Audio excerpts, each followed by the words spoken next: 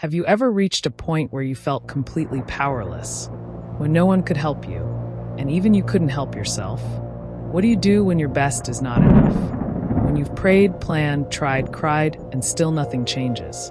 Let's talk today about those moments when all human strength fails, and only God's helping hands can carry us through. Psalm 46 verse 1 says, "God is our refuge and strength, a very present help in trouble." This verse reminds us that God is not distant or passive when trouble comes.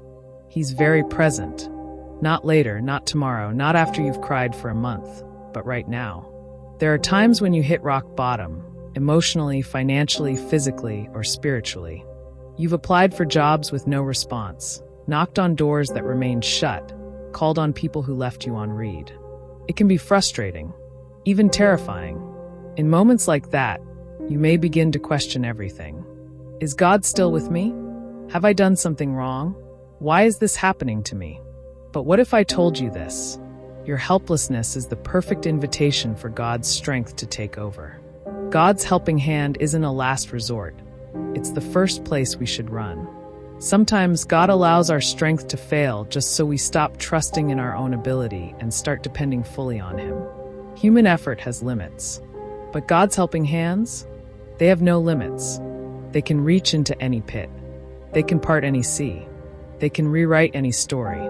In Exodus 14, the children of Israel had just escaped slavery after 430 years in Egypt. They were walking in obedience to God's instruction, but suddenly they found themselves trapped. In front of them, the vast Red Sea. Behind them, Pharaoh's army closing in with chariots and fury. To the sides, mountains. They were stuck, afraid, and completely helpless. And what did they do? They cried out. They panicked.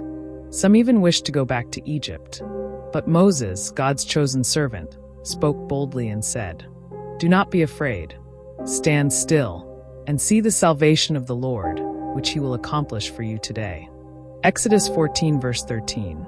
And then God did something unexpected. He told Moses to stretch out his rod over the sea, and suddenly God's helping hand parted the waters. Walls of water stood on either side. The Israelites walked through on dry ground.